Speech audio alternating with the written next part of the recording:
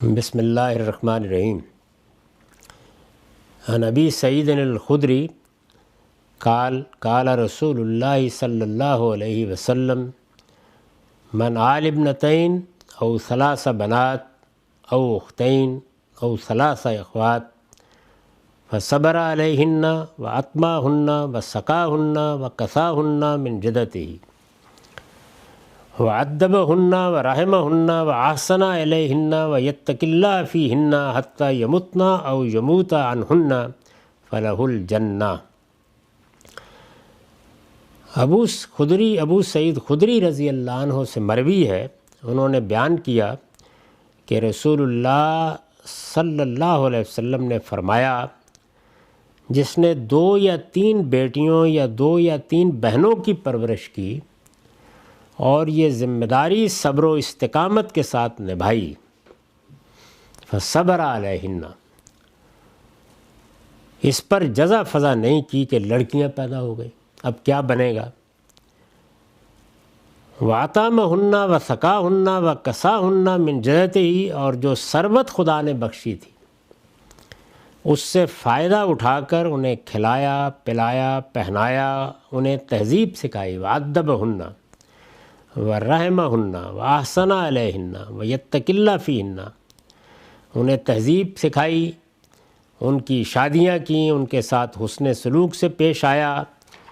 اور ان کے معاملے میں اللہ سے ڈرتا رہا، یہاں تک کہ وہ انتقال کر گئیں یا ان کو چھوڑ کر یہ دنیا سے رخصت ہو گیا، اس شخص کے لیے جنت ہے۔ یعنی مطلب کیا ہے کہ یہ سب اس نے کیا کس طرح؟ خدا پر سچے ایمان اور اس کے حضور میں جواب دہی کے احساس کے ساتھ، یعنی جب اس جذبے کے ساتھ اس نے اپنی پوری زندگی میں یہ خدمت کی تو رسالت مآب صلی اللہ علیہ وسلم نے بشارت دی ہے کہ فلہ الجنہ، اس کے لیے جنت کی خوشخبری ہے۔ ہم اپنی انفرادی زندگی میں بھی، اپنے اجتماعی معاملات میں بھی اللہ کے اس قانون کے تحت ایک آزمائش اور امتحان سے گزرتے ہیں جس پر اس عالم کا نظم قائم کیا گیا ہے۔ یعنی قرآن مجید میں پیغمبروں نے ایک ہی بات بہت وضاحت کے ساتھ بیان کی ہے کہ دنیا کی حقیقت سمجھ لو، اگر اس بنیادی بات کو سمجھنے میں غلطی ہو گئی تو آگے ساری عمارت ہی ٹیڑھی ہو جائے گی۔ اور وہ بنیادی بات کیا ہے؟ وہ بنیادی بات یہ ہے کہ یہ دنیا ایک عارضی دنیا ہے، یہ عدل کے اصول پر نہیں بنی، اس میں جزا و سزا کا قانون کار فرما نہیں ہے، اصلاً یہ دنیا امتحان اور آزمائش کے لیے بنی ہے۔ اب اس میں اللہ تعالیٰ نعمتیں دیتا ہے اور اللہ تعالیٰ چھین بھی لیتا ہے۔ عربوں کے معاشرے میں اگر مثال کے طور پر آپ کے ہاں نرینہ اولاد ہو گئی ہے تو کچھ پرورش کچھ تربیت کے بعد وہ دست و بازو بن جائیں گے، کوئی ان کی ذمہ داری آپ پر نہیں رہے گی۔ بچیوں کا معاملہ یہ نہیں تھا۔ اسی طرح کی صورتحال اس وقت پیش آ جاتی تھی جب والدین دنیا سے رخصت ہو گئے اور بہنیں رہ گئیں تو دونوں کو لے لیا اور یہ کہا کہ جس وقت ان لوگوں کی پرورش کی جائے گی، ان کی تربیت کی جائے گی، ان پر وقت صرف کیا جائے گا، ان پر سرمایہ لگایا جائے گا کہ جو اپنے معاملات کو خود انجام دینے کی صلاحیت نہیں رکھتے۔ اس کا تعلق حالات سے ہے، یعنی اب بدلے ہوئے حالات میں عورتیں، بچیاں، ہماری بہنیں وہ بہت سے کام کرنے لگ گئی ہیں، انہوں نے تعلیم پالی ہے، وہ اسی طرح سے ملازمت بھی کرتی ہیں، اپنے پاؤں پر بھی کھڑی ہو جاتی ہیں، لیکن ابھی بھی کتنی تعداد ہے؟ بہت بڑی تعداد میں ذمہ داری یا والدین پر ہوتی ہے یا بہن بھائیوں پر ہوتی ہے۔ تو یہ ذمہ داری جب اللہ تعالیٰ نے ڈال دی تو پھر اس کو کیسے ادا کرنا چاہیے، کیسے انجام دینا چاہیے، اس کو بیان کیا ہے۔ اور اس میں دیکھیے کیا کیا پہلو بیان کیے ہیں۔ ذمہ داری ہے، بہرحال کفالت بھی ہوگی، معاملات بھی دیکھے جائیں گے، ایک زندگی بھر کا مسئلہ پیدا ہوگا، خاندان میں بھی بعض ایسے مسائل اس کے نتیجے میں در آئیں گے جن سے نمٹنا آسان نہیں ہوتا۔ ان سب معاملات کو اپنے سامنے رکھیے، ہمارے اپنے معاشرے میں، ہمارے اپنے خاندانوں میں یہ سب چیزیں پیش آتی ہیں اور پھر دیکھیے کہ اس میں کن صفات کا تقاضا کیا ہے اللہ کے آخری پیغمبر نے۔ فرمایا کہ ایک تو یہ ذمہ داری صبر و استقامت کے ساتھ نبھانی ہے، یعنی ذمہ داری آ گئی ہے، بچیاں ہیں تو اب ان کو پالنا ہے، ان کی پرورش کرنی ہے، ان کے معاملات دیکھنے ہیں، آگے ان کا گھر آباد کرنے کی صحیح کرنی ہے، اور گھر آباد کر دینے کے بعد بھی بہت سی ذمہ داریاں ہیں جو ہو سکتا ہے زندگی بھر ادا کرنی پڑے۔ تو ان سب ذمہ داریوں کو ادا کرتے وقت پہلی چیز جو ہونی چاہیے وہ یہ ہے کہ لمبا عرصہ ہے، بڑی مدت ہے، تو فصبر علیہ،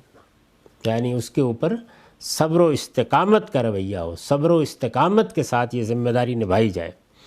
یہ نہیں ہے کہ آپ نبھا تو رہے ہیں لیکن احسان جتا رہے ہیں، آپ ان کی عزت نفس کو مجروح کر رہے ہیں، آپ کی طرف سے ہر دوسرے تیسرے دن جزا فضا ہوتی ہے، آپ اللہ تعالیٰ سے گلہ کرتے ہیں، آپ سر پیٹتے ہیں اور کہتے ہیں کہ یہ مجھ پر کیا مصیبت آ پڑی ہے۔ نہیں، وقار کے ساتھ ان کی عزت نفس کا لحاظ کرتے ہوئے، ان کو حقیقی احترام دیتے ہوئے یہ ذمہ داری ادا کی جائے تو یہ کیا ہوگا؟ فصبر علیہن، یہ گویا اس ایک جملے کے مضمرات ہوں گے۔ تو پہلی بات جو فرمائی وہ یہ فرمائی۔ پھر یہ کہ انسان کے پاس جو کچھ بھی مال ہوتا ہے تو وہ خیال کرتا ہے کہ یہ میرے بڑھاپے میں بھی کام آئے گا، اس میں کچھ عیش کا بھی خیال ہوتا ہے۔ اب آپ پر ذمہ داری آ پڑی، ذمہ داری آ پڑی تو اپنے کمائے ہوئے مال سے، خود محنت کر کے کمائے ہوئے مال سے دوسروں پر خرچ کرنا ہوگا۔ یہ آسان کام نہیں ہوتا۔ تو اس میں ظاہر ہے کہ جو اس وقت کی صورتحال ہے کہ ان کو آپ نے کھانا کھلایا اور ان کے لیے لباس کا اہتمام کیا، انہیں پہنایا، یہ سب کیا، اور صرف اتنا ہی نہیں بلکہ جو علم کی، دین کی، خاندان کی میراث ہے اس کو منتقل کیا۔ ہر معاشرے کی یہ پہلی اور بڑی ذمہ داری ہوتی ہے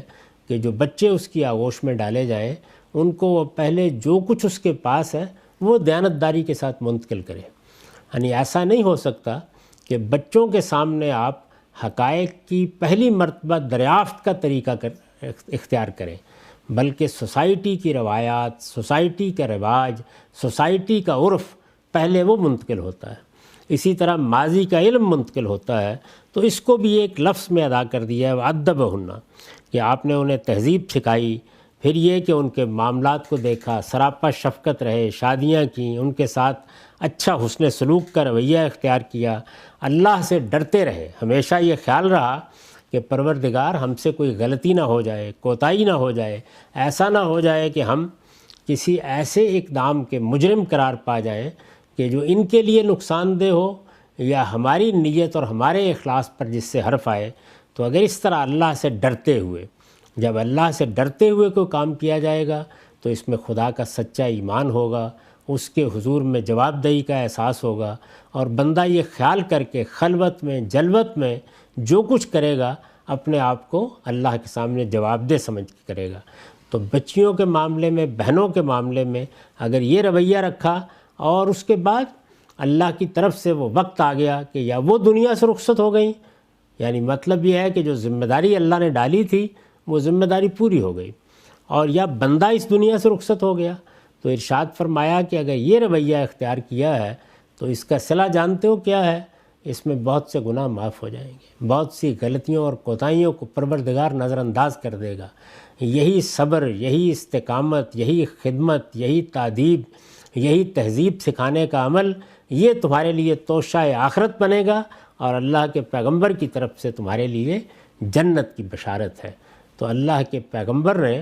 اس دنیا کے معاملے میں ہمیں یہ تعلیم دی ہے۔ اس اخلاقی تطہیر کے ساتھ، اس اخلاص کے ساتھ بچیوں کے معاملے کو، بہنوں کے معاملے کو دیکھنا چاہیے۔ یہی ایک بندہ مومن کے شان ہے۔ وآخر دعوانا الحمدللہ رب العالمین۔